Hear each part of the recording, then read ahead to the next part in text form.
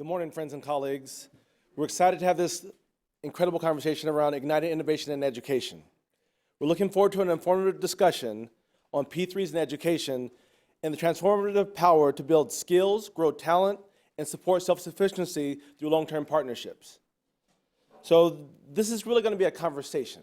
And so the next hour, we're going to sit and talk about the incredible possibilities that are offered through public-private partnerships. But before I start, I would like to introduce President Mark B. Rosenberg to the podium.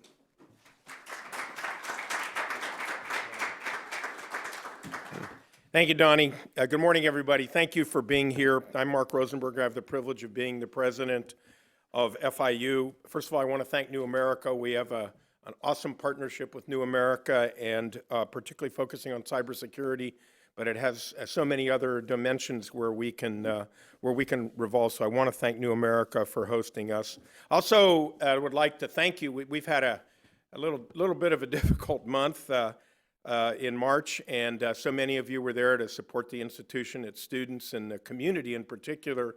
We suffered some terrible losses from the community as a consequence of an accident there. So I want to thank you all for that. We are fully involved with the National Transportation Safety Board to try to understand what happened and get to the bottom of that. At FIU, we're a public university. Many of you know that. About 56,000 students. We just opened in 1972, so relatively young in the annals of public higher education. We tend to think about how we can build win-win partnerships. We see ourselves as a solution center in our community. We are an anchor institution in Greater Miami. We like, whenever possible, to blur the lines between public and private. We collaborate. We have deep collaboration with the Miami-Dade County Public Schools. We have deep collaboration with the Miami-Dade College and with Broward College. And that deep collaboration, we recognize, is so important because we like to believe that we put students first, and we have a very student-centered education process. One of the best examples of that is our program, which we call Fostering Panther Pride, and another program that we have, which is called Education Effect. These are excellent examples of how we use partnerships to leverage the skills and the talents in our community and to improve the lives of individuals. We're going to talk about some of those programs today. We are as well blessed in those programs and others with extensive corporate support. And even while, if you think about Miami, it's not really a huge corporate headquarters, the companies that are there do take corporate social responsibility very seriously. And in particular, we've had excellent working relations with JP Morgan Chase, with the Lennar Corporation, and increasingly our very own President's Council, members of whom are here today, are involved with that. We are essentially out on the cutting edge. We're not afraid of that. We think it's important to be forward-facing in terms of what we do. You know, most universities benchmark essentially against the past. The whole ranking system is predicated upon where a university was 10, 15 years ago, and a gold standard for that era. That's not us. That's not who we are. And we couldn't do what we do without the talent of our own staff. Donnie Hale, you'll meet him a little bit more deeply soon. He just introduced me. He leads our Education Effect project. Anna Ramos, who heads up our Fostering Panther Pride. And they're emblematic of the passion and the commitment that our team has towards its mission. And as I remind our incredible group of faculty and professional staff at the university, we have meaningful work at FIU. We have meaningful work largely because the demographics of our community are so compelling. In the case of FIU, 52% of our undergraduates first generation. Incredible diversity. I'm a minority, really, in South Florida because 85% of our students are Hispanic or Africa diaspora. And so we know who we are. We know where we need to go. We know what we need to do, but we can't do it without you, and that's why we're really happy that you're here. There are new calls to action. And even while there's a lot of distractions out there and what I would call a very grim discourse of incoherence and conflict and anger and violence, there's also a bright discourse of collaboration, of cooperation, of forward thinking. And the best example, most recent example of that is that our department, U.S. Department of Labor, has been working very aggressively on building a new approach to apprenticeships, a new approach to learning and earning. And that will require much deeper collaboration between industry and institutions of education, particularly institutions, hopefully, of higher education, of which I can assure you our FIU will be out on the forefront. And that deeper collaboration also extends as well to the kinds of things we're doing with New America on cybersecurity. My belief that we really, these days, can't graduate students unless they have hard skill sets related to cybersecurity, coding, design thinking, among other things, in addition to all the other aptitudes and skills and talents that they need to have. So this morning we're going to have a brief discussion about some opportunities that we see, about some collaborations that mean a lot, about ways in which we could really use your help to move everything that we're doing and that we're doing in the world of higher education to the next level. So I want to thank you for being here, and I'm looking forward to a really good discussion. Donnie.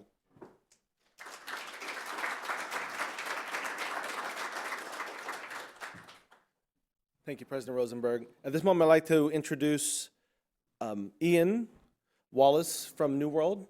Please come to the podium.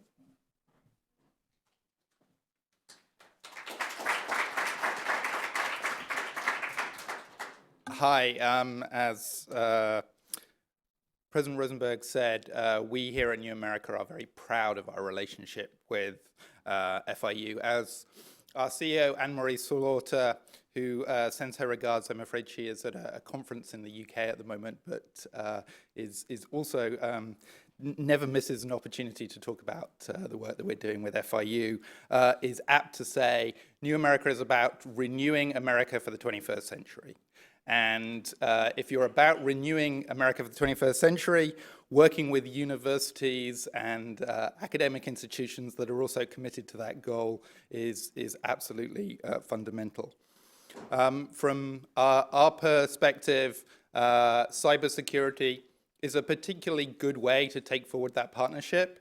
It affects everyone. It's increasingly universally appreciated as something that's going to be part of our lives going forward. And it's really about skills and people fundamentally.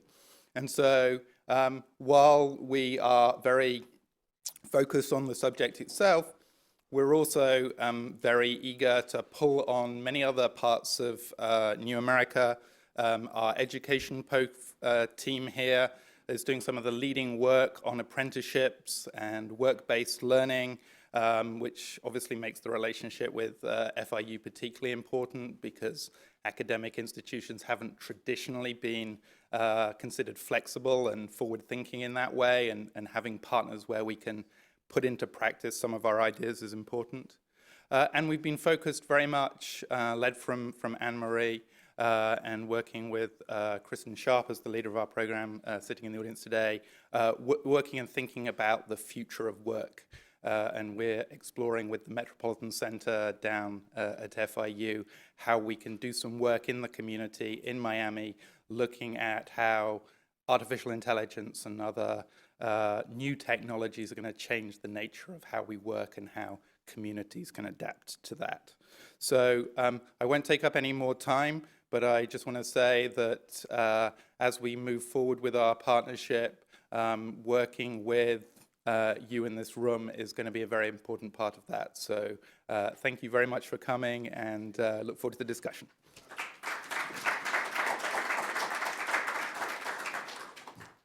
Thank you, Ian. So today we're going to talk about P3s in education and how critical it is to really enhancing the opportunities for students, but also advancing student success.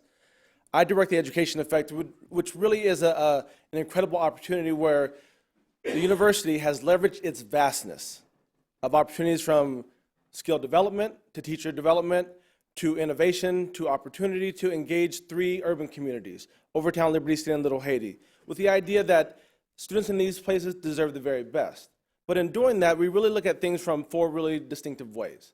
That improving schools, where faculty members are engaged in solutions with the community, not doing things to the community, but working with them to come up with solutions that enhance dignity and opportunities. We also create positive pathways where we're looking at things from the elementary all the way through the high school, where students can transition to college, career opportunities, or internships or apprenticeships. Also getting families involved, because what we know is that parents want to be connected to their children, but they want to be involved. But this really happens by partnership.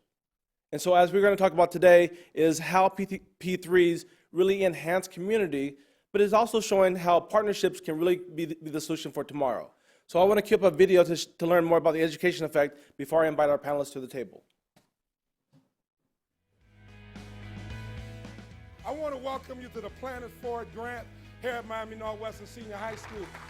This provides an opportunity to demonstrate the impact that the Planet Forward Grant has had.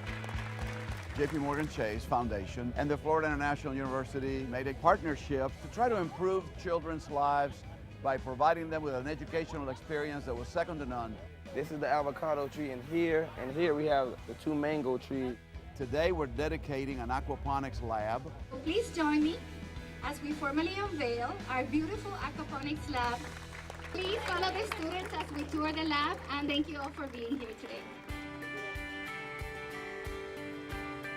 What is it that attracts you? Fish life or the whole environmental thing? Oh, environmental thing. I can solve the world's climate control problem. That's great. The Education Effect is here. This is a trickle-up and a trickle-down effect that's being seen and felt across our community. When they go out there and they water the plants and they feed the fish, they take a sense of pride. It really grabs their attention. This nation is a nation at risk in science, technology, engineering, and math. Through the Aquaponics Lab, students get hands-on science experience. So hopefully, once they go to college, they'll go on and help our country to recover its competitiveness in the science, technology, engineering, and math area. As a state elected official, we're looking for solutions to prepare a new generation of employees for the workforce. The Aquaponics Lab is doing that. I do believe that food and education can be the way to solve many of the problems that we face. If we use food in the right way, we can be creating jobs in rural America and around the world. If you'd asked me last year what aquaponics was, I probably didn't even know what that was.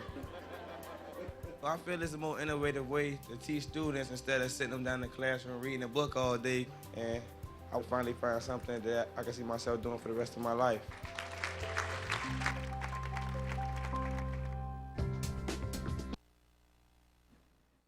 So as you see, we want to engage students from where they are. Is that we see the community, our partners, really as assets to create change. And so, again, we're excited about this conversation, but as I continue this dialogue, I want to invite our panelists to the platform. So first, I want to introduce Kiana Durham, FIU sophomore, studying social work, also fostering Panther Pride student.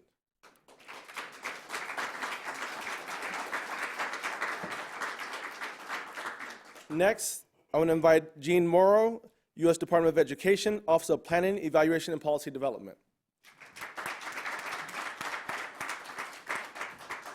Next, I want to invite Derek McGowan, Lockheed Martin, Diversity Program Manager, Higher Education Institutions.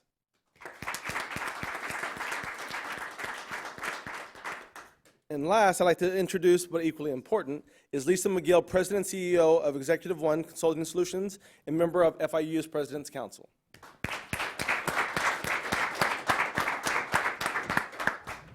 So we'll roughly have about 45 minutes just to have a conversation, followed by time for questions. So I'm going to take my seat as we have this dialogue.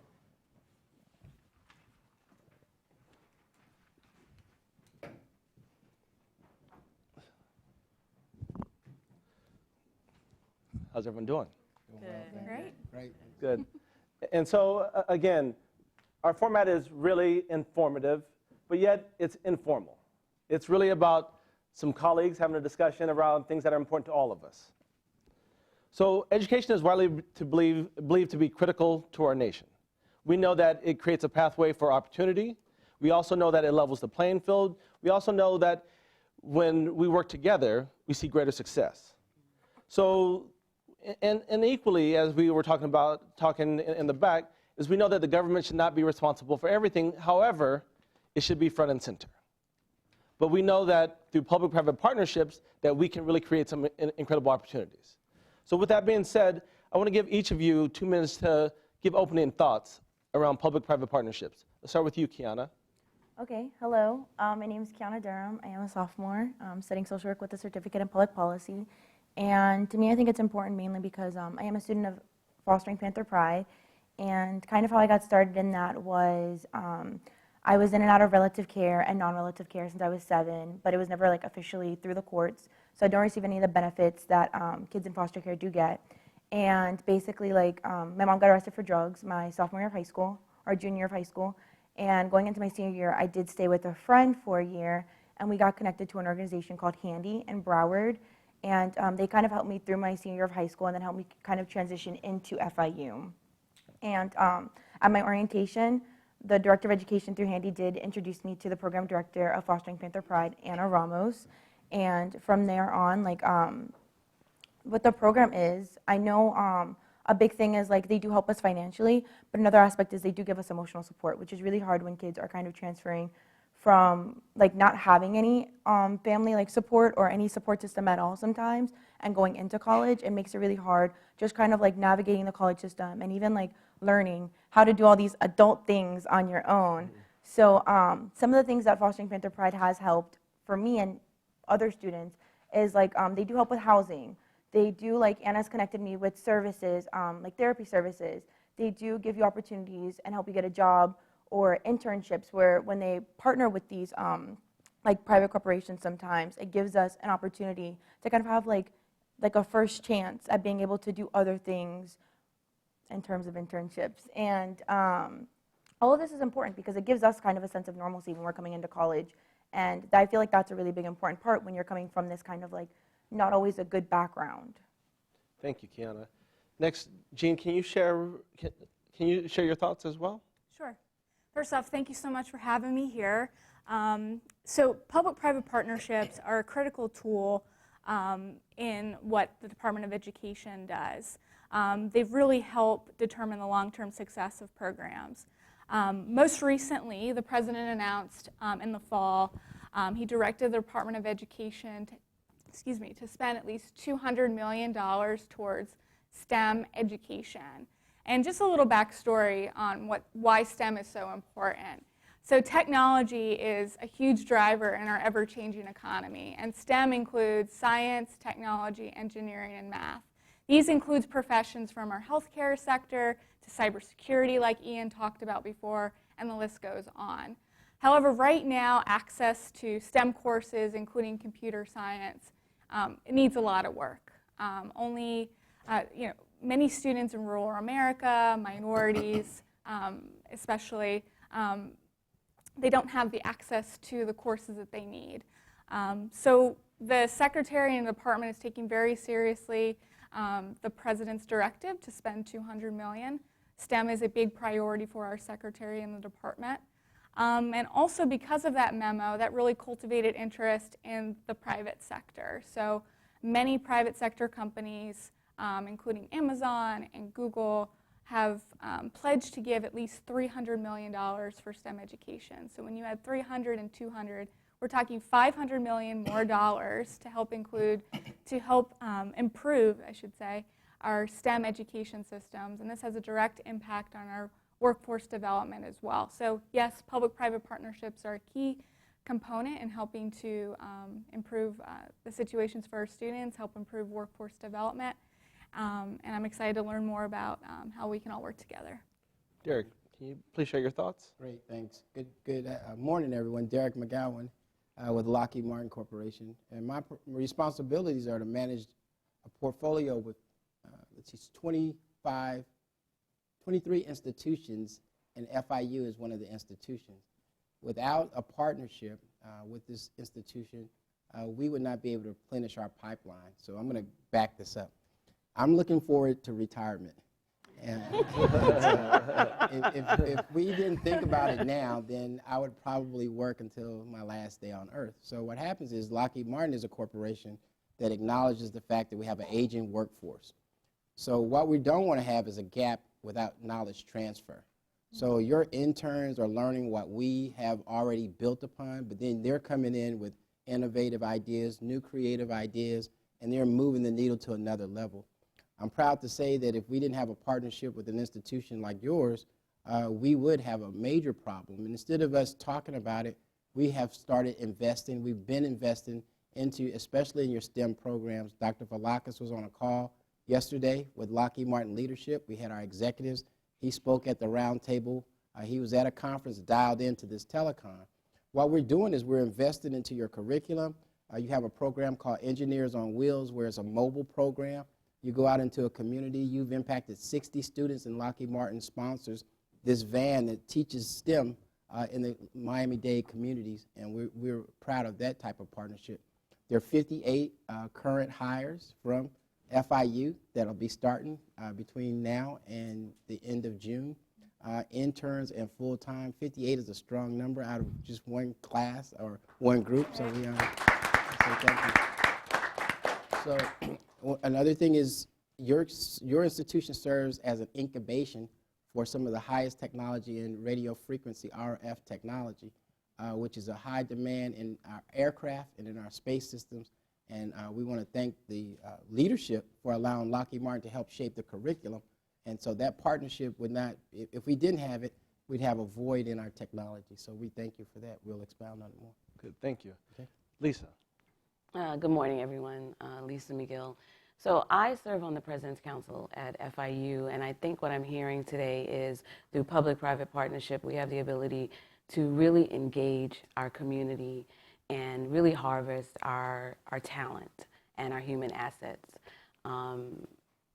We have a responsibility as community stakeholders as well as business professionals to do that and to make sure that we do develop the talent and our community, because to your point, at some point we are all going to retire. How are we harvesting not only the present day but the future? And so public-private partnerships allow us to drive advocacy, allow us to drive awareness, allow us to drive fundraising and resources to drive those type of results. And so that's really why I very much value public-private partnerships. Good, thank you. So I'm going to get into a round of questions, because I really want to expand on some of the thoughts that you've said.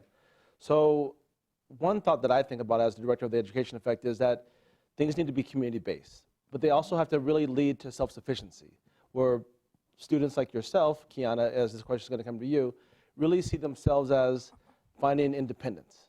And so maybe you can take us a little bit deeper into your story and how FPP has really helped to impact your life.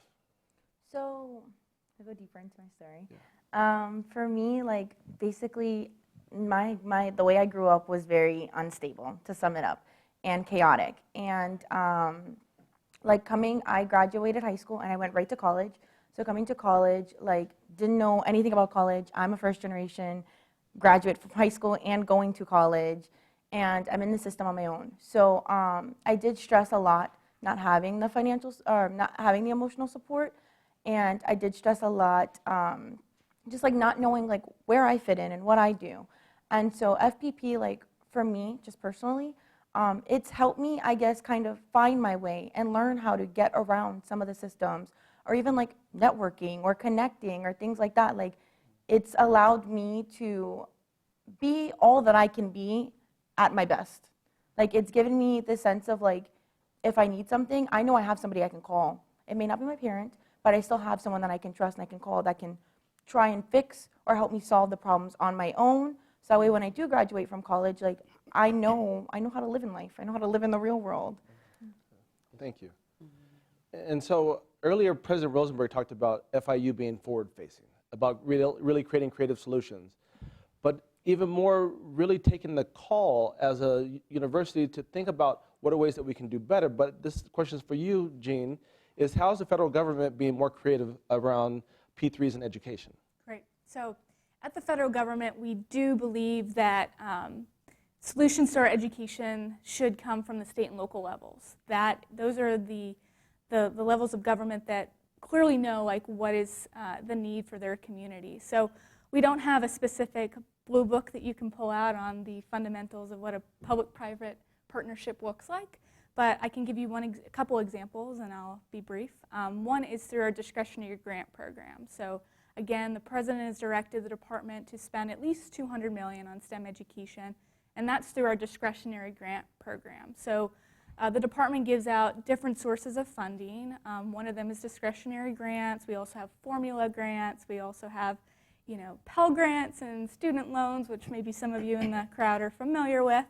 But one grant in particular is called Education, Innovation, and Research. And these grants can really help galvanize public-private partnerships. So within that particular grant, we are asking potential grantees to work with either another public entity or the private sector to come up with a 10% match of what the federal government provides for this particular program. And what this means is the reason why public-private partnerships are so important, especially within this grant program, they determine long-term success of a program. The federal government, in the grand scheme of things, we provide about 20 cents on every dollar that's spent on education.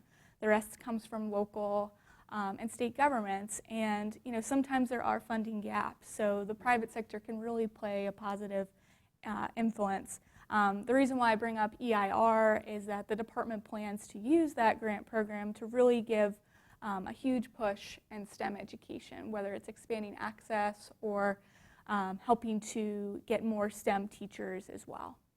Can you also talk about CTE programs? Because oftentimes it's a stigma to talk about career technical education. Sure. And so maybe you can take us there, because we know that the federal government wants to get behind really creating workforce development and really engaging students at an earlier level to have multiple pathways other than just going to a four-year university, but having pathways to go into two-year or certificate programs. Sure. So at the department, we support multiple pathways to future workforce and so forth. We do have a particular office, the Office of Career and Technical Education, that focuses on CTE and apprenticeships, but you're totally right. We need to expand our options. For so long, we have had a stigma on education. For instance, if you did not go to a four-year university, then somehow you are not as valuable to society. Well, that's completely untrue. Like some of the stats I mentioned earlier, I forgot to mention, we have about almost 370,000 jobs that are currently going vacant because we have a skills gap. These jobs require maybe not as the academic rigor and more theoretical sort of courses you take in college, but they require those work-based skills in order to fill those jobs. So definitely CTE, expanding pathways to apprenticeships. Our secretary serves on a task force with the Secretary of Labor. Dr. Rosenberg is very much a part of that as well. And providing these work-based opportunities for students is really going to be a benefit for our economy and for the future competitiveness of our country. Thank you. So Derek, you work for Lockheed Martin. Yes. And what is a major corporation's own approach to educational P3s? So our corporation, I'll give you some accolades first and then support those accolades. Yes. So we're recently recognized as being the #1 top supporter for historically black colleges and universities in the entire nation. And then on that team, I was awarded the top supporter of all the institutions in the United States. So they started listening. Thank you. Thank you. Thank you. So the same strategy that we use for our historically black colleges is the strategy we use for our high Hispanic serving institutions, which FIU supports in that area. So the strategy is built on 3 pillars. And instead of a company coming in thinking that it's right to just come hire the talent without investing in the talent, we speak against that. My corporation says if you don't invest into it, don't expect it. And so from our CEO, Marilyn Houston, all the way to our executive leadership, all the way to the last intern hired, We send them back to campus. You'll see a recent graduate coming back on our recruiting team because they know the language, they speak the language, but they also respect the partnership with the corporation. So the 3 pillars that we're built on is engaging, branding, and then recruiting. So we want to engage on the campus, then we want to have our brand put out across the campus, and then those students will be a better recruit for us with higher retention numbers. And so that is the way our strategy is working, and that's why it rated us the top corporation in that area. And that is why you'll, if you ever go to any of the national events, especially STEM events, you'll see Lockheed Martin's presence there because that's the only way you can get the talent. You have to invest into the talent. You got to harness the talent after it's prepared, but you cannot go cherry pick the talent. And that's what we do. I hope that answers. That's perfect. Okay, thank you. So thank you for saying that. And Kiana, what you said earlier was that you came to college trying to find your path. Yeah. And finding your way. And what you're seeing is you're hearing people talk about different solutions. And so again, I always want to keep it front and center because as President Rosenberg talked about, we're always about helping students. So the work that we do, yes, we're a university, yes, we're engaging, yes, we're having this discussion, but we're always thinking of students like Kiana because it really is about seeing her walk through that path and be able to have independence. But with that being said, I want to really pivot to Lisa. And how did private corporation leaders learn of FIU's Foster Youth Challenge? So on the President's Council, we were made aware of Fostering Panther Pride through Dr. Rosenberg. It was a call to action for us to help drive resources, fundraising, advocacy, and awareness for Fostering Panther Pride. And I think for a number of us, we were surprised. I don't think we were even aware that there were students like Kiana on the campus that we could potentially help. I think when we think of Kiana, we think of a young woman who deserves the same opportunity as anyone else. I think for some of the parents that are in the room now, I think that you will understand when you say that if you have young people, you have children that you're raising, and you think about all the familial support that you're giving them, and think about what if your child did not have that, and that they would, they might collapse. They may not be able to have that vision to be able to go forward. So Fostering Panther Pride on the FIU campus is holistic. It's an approach. And I think it mirrors FIU in the community because it's collective and it drives community and it helps all of us be stakeholders in today and the future. Yeah. So taking it a little bit further, so why would corporate leaders take this type of challenge? I mean, you know, again, we have, you know, government, we have the private sector. These are big issues. But why would a corporate leader want to get involved in something that is like this? I think we understand as business leaders that we're investing in human talent. And we are investing in the future because, you know, we all have different companies or organizations or businesses that we represent. So we're going to need to harvest talent. We're going to need to drive a tax base. We're going to need to drive consumers for the products that we produce. So I think on every level, it's incumbent on us to be stakeholders in that because we're both shareholders and we're stakeholders. Yeah. And so this all works together for the good. Yeah. Good, thank you. So Kiana, I'm going to come back to you. And recognizing that we're talking about P3s in education. And to say public-private partnership is a tongue twister. So we say P3s. But as a student, as a future, as a contributing citizen or a contributing member of society, what do you think are important or what should the core principles be for creating partnerships such as FPP, the Education Effect, and even university partnerships? What should people be thinking about as they create these? So I'm going to kind of piggyback off of what Lisa said. Like, you kind of are investing in human talent. And then I know that just speaking for me briefly, like we talked about kind of how like it's all about preventing kind of like identifying these students. Because I know in college it's a lot harder for numbers counts versus like in middle school, high school, elementary school. And like these kids need to know that they have these resources. So in one of those values I feel like of creating them is not only like you're investing in human talent, but like you're doing something for the good. Like you're helping kids and you're breaking kind of like the norms or the stigmatization behind like where these kids are coming from, and you're giving them equal opportunity, which is important because everyone deserves an equal opportunity. Another thing I guess I would have to say is like, think of it as like, I would say don't think of it as like a business, don't think of it as a business leader, think of it more as like just like a partnership. Like you're helping, you're pairing with a school who wants to do good for the community. You're helping your community, which is a good thing. Like give back. There's nothing wrong with giving back. I don't see any issue with it. Good, thank you. Jean, in the back we talked about outcomes. And so from the federal side, what are the outcomes that are most important to the Department of Education in regards to P3s in education? Sure. So our number one outcome is we're student focused, and we want to see positive outcomes for them, whether that's academic achievement in the form of GPA or that sort of thing, getting access to these sort of courses that are fundamental for workforce development. But our outcomes are focused on students. That's our sole audience that we're serving.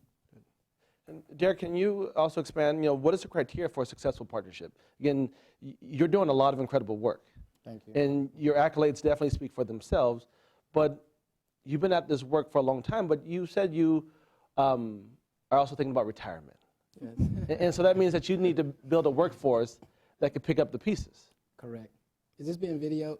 I'm not thinking about retirement. Not just yet, not just yet. I have a lot of time. No, but the ingredients of a partnership, I appreciate that question. So here's the thing. You have to move from knowing the school or the institution exists, that's one. Then you go in and say, I want to have a relationship at the campus, which is I know a few people there. Then you move from relationship to a true partnership. That means, like, I'll give you a perfect example. Yesterday we had in my corporation what's called a flash brief. At the flash brief, we had 23 vice presidents who were on a roundtable call. And at the last minute in the morning, one of our campuses had to cancel out because their dean was not able to make it. Here's what a partnership is. I called the dean of engineering, Dr. Valakas, that morning and said, sir, can you fill in and talk about the Lockheed Martin relationship and what it does? He said, send me the dial-in information. I'll step out of the meeting. And he told us what the needs of the institution that was heard by our leadership. That's what partnerships do. Yeah, he could have said, no, I'm busy, and that wouldn't have knocked the partnership. But just like they asked Lockheed Martin, can you do a panel or can you do whatever for these students? We want to be there for these students. I asked you what were some of the disciplines in here. I would like to hire some students today, and can.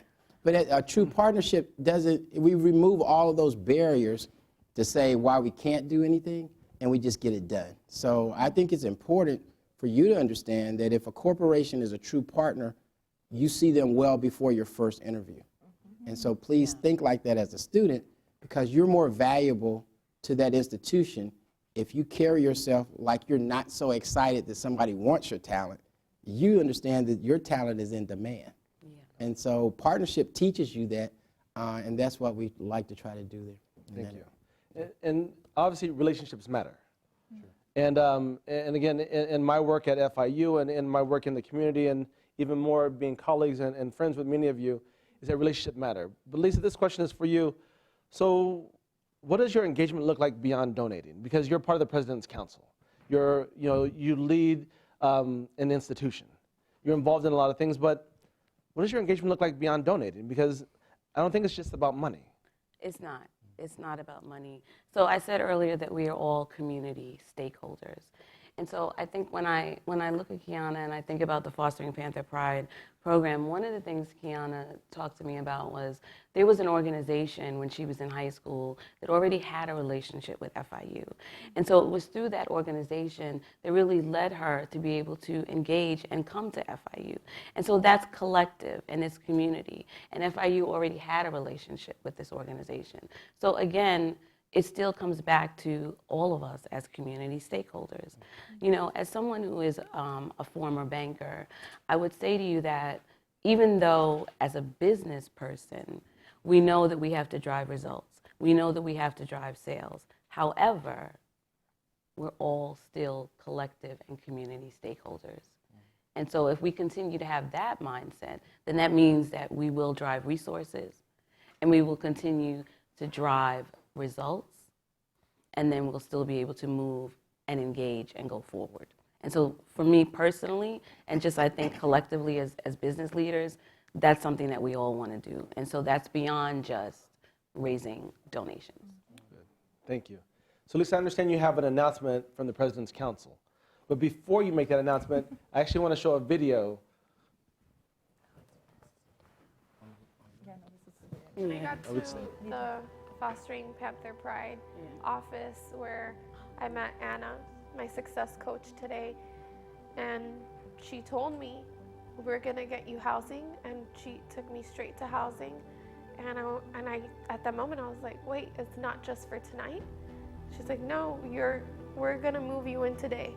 And so Anna took me to housing, and I was able to already put my fall and spring agreement in, and that's when I knew, and it hit me. I'm gonna have my own shower, I'm gonna have my own bed, I'm gonna have my own things. I'm gonna be able to have some sort of stability, finally, for once in my life.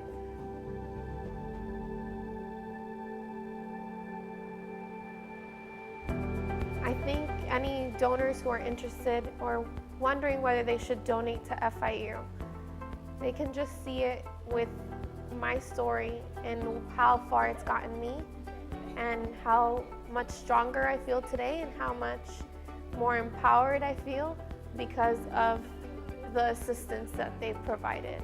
Through Panther Pride, I've been able to get a job here on campus to where I don't need to drive really far.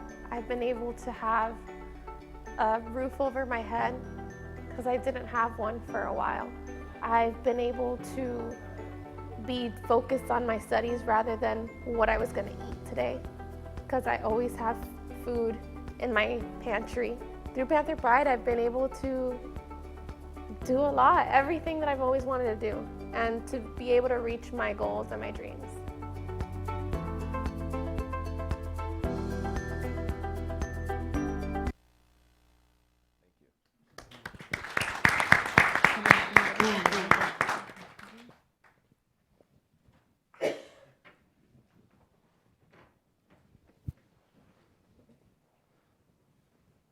So Lisa, I'll turn it over to you. So you saw one of our former Fostering Panther Pride students. Today we're happy to tell you that Vanessa completed her education, is engaged as a teacher in our charter school system. She is married, she's a mom, and she's doing quite well. And I think that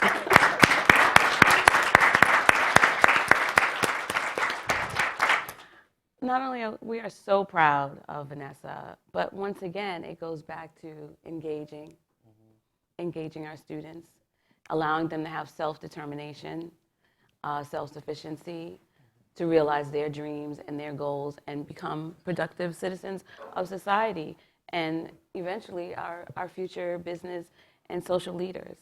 And so at the President's Council, we are excited and we expect to continue to drive these type of results and really raise the bar. So. Thank you. And so as you can see, and I'm going to open up the floor for questions, but as you can see, public-private partnerships in education really do work. It really brings in multiple sectors, interdisciplinary sectors or cross-campus sectors to really have a dialogue about student success. It allows us to begin to rethink how education and universities should begin to move the future. But you also see examples like Kiana that show that collectively we are better together when we think about how we impact in students like her. And so with that being said, I want to open up the floor for questions, just to spur more dialogue. Yes. Good morning. Good morning. My name is Shanae Robinson. We have a mic. Microphone. Got you. Thank you. Good morning. Can everyone hear me? Hi. My name is Shanae Robinson. I am one of the students with the Fly-In program, and I currently serve as the MMC Vice President for the Black Student Union Council.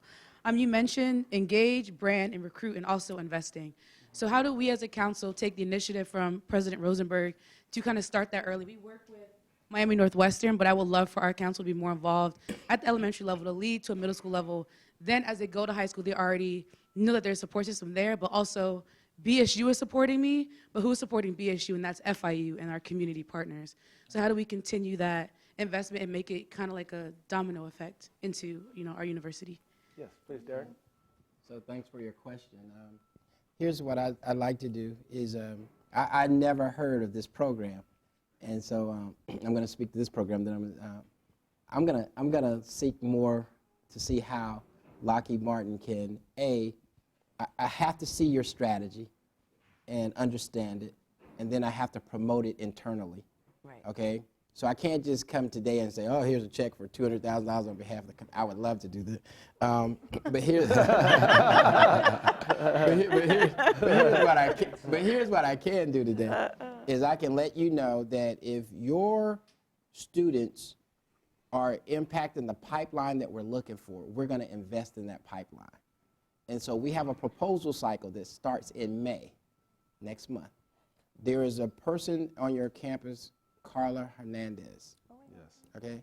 She's my POC for all of my proposal submissions and everything. We'll tie it all together. I will not make a promise, but I will promise you, well, I will make one promise, is to look at your program and see if it aligns with what we're doing and making sure that it does align. And then I'm going to make an intentional effort to see, are there any students in this program that we can hire and make an offer to? We can do that today. Right?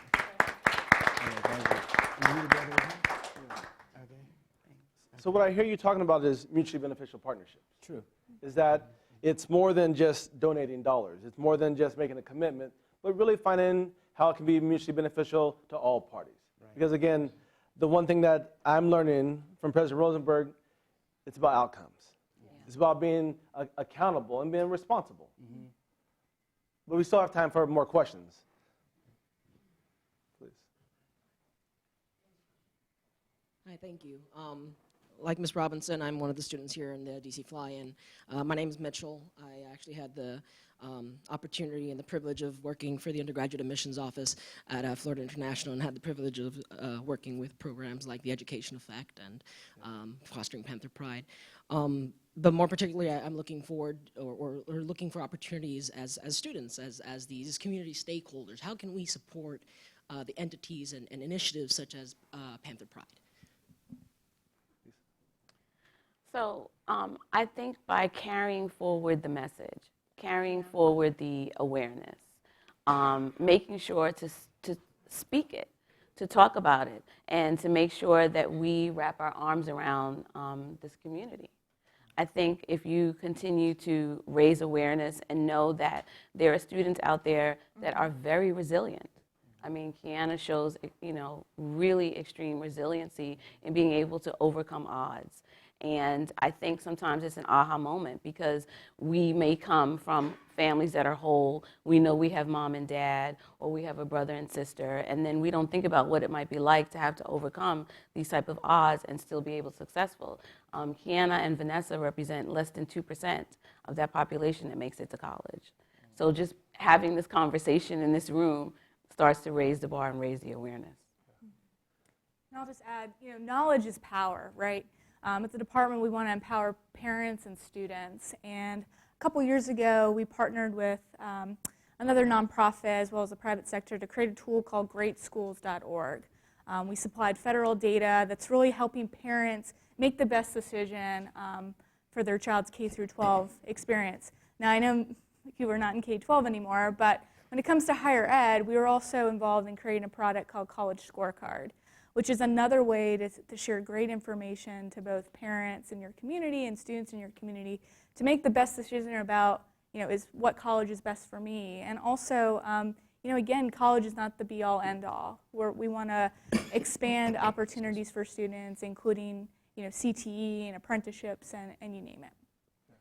And go ahead. No, because I was going to say, I guess it all ties in with what they said, but like advocacy. Yeah. Because this is something I'm passionate about, if you can't tell by now. And so this is what I do, like, on a day-to-day. Like, I advocate for people like me and people who don't have a voice like me. And your voice is very powerful. Like, no one can tell you your story is wrong because it's your story. And no one can tell you that, like, what you know is wrong because, like you said, knowledge is power. And so, like, just like what you said, awareness, promoting, and advocating for things like this, like, that's all important. And that's all, like, just the jump start. And you have to think small before you can dream big. So. Thank you. And also, just to piggyback Jean and Kiana, is that we also need to work together to share this information. Yeah. Because there's a lot of great work taking place in the community. I know we have our partners here from Educate Tomorrow. People like Handy and other community-based organizations are really working around these issues, but oftentimes we don't talk enough. And if we could really talk more, then we begin to create solutions that are from the community, that are within the community, and really support the idea of dignity, possibilities, and hope. More questions? Good morning. My name is Michael Medina. Thank you all for your time. I'm a grad student at FIU, and I'm also here with the fly-in program, which we're all very grateful for. You know, you've talked a lot about investing in education and the, you know, creating opportunities where funds are made available for programs. But I keep thinking about global competitiveness. And if you look at rankings, for example, from PISA and where the U.S. stands, it's pretty dismal, right? It's not inspiring to see that we can't crack the top 30 in math. And although I've always been passionate about education, I'm a parent now. And as I'm looking for school zones, you know, I have these conversations with these schools where they're like, well, we're the best school in the district, or we're the best school in the state.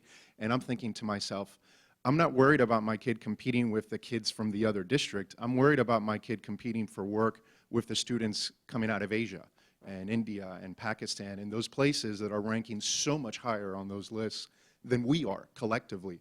And it seems like sometimes we have a hard time acknowledging that hard truth and building programs to make us globally competitive, because money isn't it. Unfortunately, where we rank really high is on spending per student, second in the world according to the last PISA ranking. So throwing more money at it doesn't seem to be moving the needle for us. So how do we make, are we pushing forward to create more globally competitive programs and create more globally competitive graduates? Thank you. Who would like to take that question? I can say from a corporate perspective, and then kick it over to our colleague here. From a global perspective, what we've done is we've increased our ERGs, which are employee resource groups, right, and our alumni engagement. So alumni engagement is, there is a certain number of 100 of FIU alum in the corporation who now go back to the campus. They may not teach textbook, but they teach the requirements of what you're going to need to get in. So it may be a little bit different of what you might be learning academically, but the hands-on experience sometimes is just as good of an investment, or if not a better investment, versus a curriculum.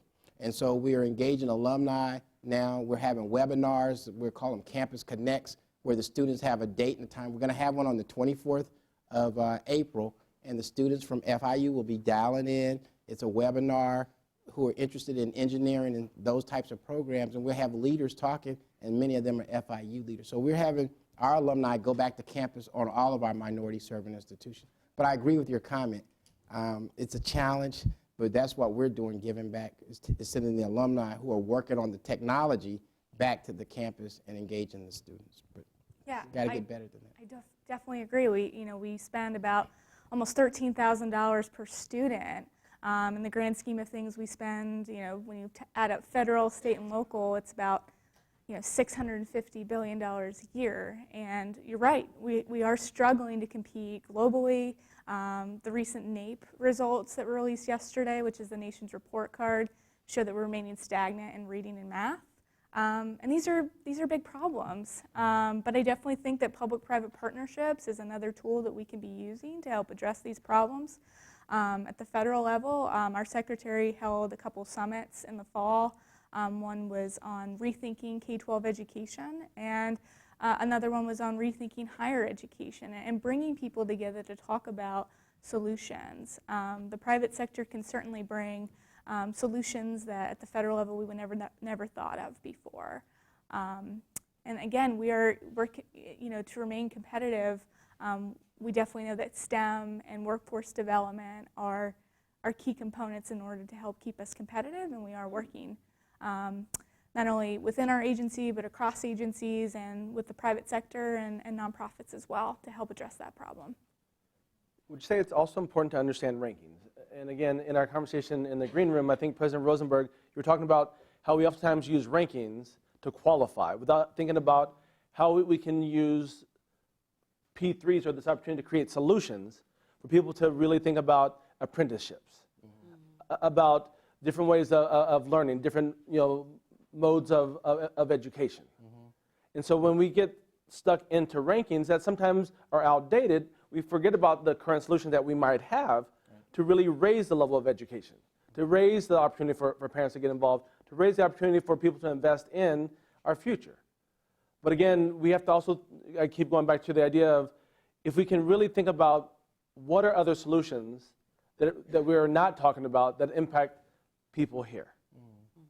And then let's measure that based off of the current rankings that we see. So I have time for one more question, or possibly two. Let's go to the back, and then I'm going to come to you afterwards.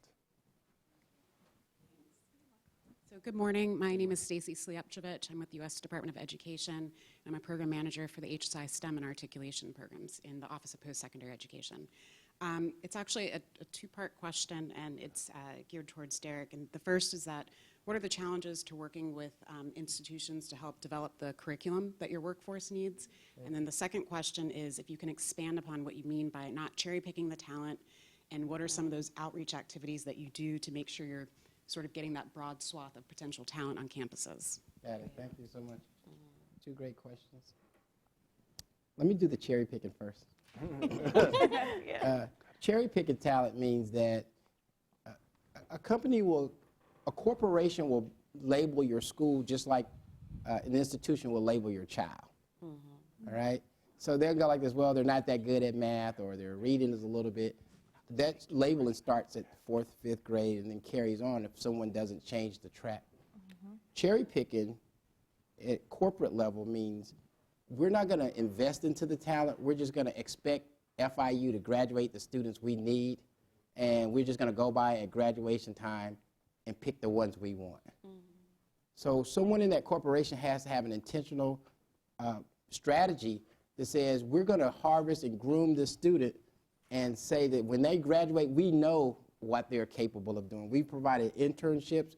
We provided all these opportunities to collaborate.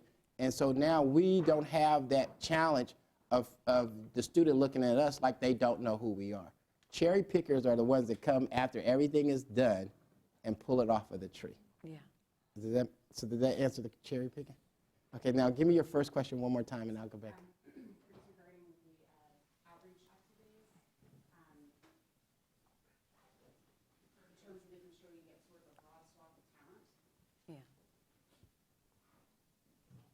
So examples like. Okay, I was going to say that was a new. Okay, so curriculum development. Okay, curriculum development. Here it goes. A lot of institutions teach what they've been used to teaching for a long time. And so curriculum shaping comes where our corporation sends what's called subject matter experts and collaborate with your professors and your institutions. What we do is we collaborate, find out what you're teaching, and say, hey, this is the product and this is what we really need you to learn, and we're willing to help shape and invest in your curriculum and your faculty by doing an exchange so that you can understand, and your institution does a great job. We send some of your leaders to Palmdale in California to learn some of our technology, and they collaborate with our top researchers, and that is where we do curriculum shaping and developing, and that's just one example of that. So I didn't want to take a lot of time, but that's just an example. I'd like to lean on President Rosenberg for also a comment. I just want to highlight what Mr. McGowan said. There's no question that in higher ed, we can do a much better job of workforce preparation and educating the talent with the skills and the assets that is needed. But I do see it as a shared responsibility. So I want to thank you for your attitude. Because if you see one company, you've seen one company. Right? And so while it's true that you are doing an unbelievable job in terms of engagement and talent preparation, there are similar companies your size with your impact that are doing very little. Yes. And that, so they're willing to say, hey, higher ed or secondary ed isn't doing the job, Yep. I but agree. they're just waiting rather than engaging.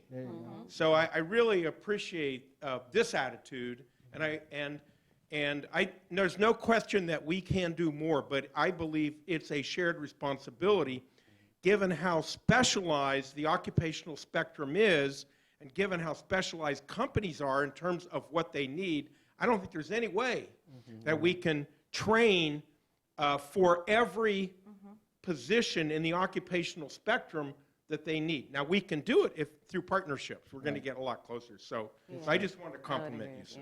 Thank you. Thank you. So we have one more question, but I also wanted to take some time to acknowledge Amy Viana from the White House Initiative on Educational Excellence for Hispanics. Thanks for attending. Our last and final question.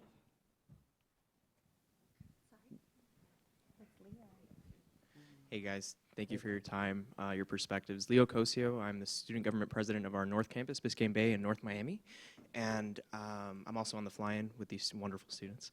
My question is, what is the role of private industry in serving as a conduit for public entities, bringing them together and establishing different benchmarking tools? And I really think there's a lot of power in establishing best practices and learning from other public entities. So what's the role of the private sector in making that happen and making that connection? I think it's a responsibility. It goes back to corporate social responsibility and understanding that as an entity, as a business entity, they are a stakeholder. So to Derek's point in regards to not cherry picking, you have to be fully engaged.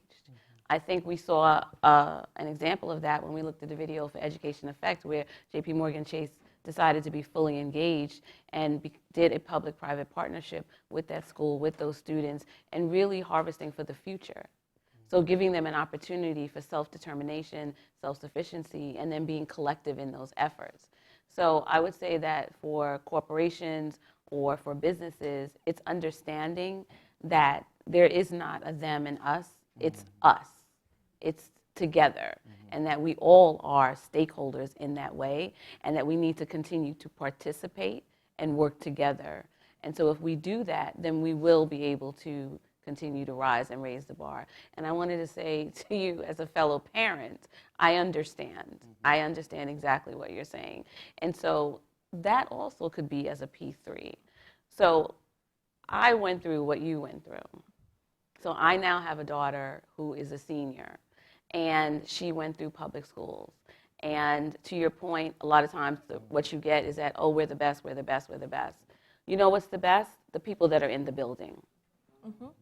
The people that are in the building that are fully engaged with you as a parent and understand and want to educate your child to their highest potential. And so what happens is we all become advocates within the system. And so we work together within the public education system, but then we also work outside of it with other organizations similar to the one that Kiana was with. And so you continue to look for resources, and you see how they partner together with your school, with the university, and that's how you piece it together. I think that's what I did for my child, and I'm sure you'll be successful. Thank you. So thank you again for your comments. Thank you again for your perspective, and thank you for engaging. And I also, before I close, I want to say thank you to Marcus Frias, Carlos Becerra, and to all of you for showing up for this thoughtful conversation.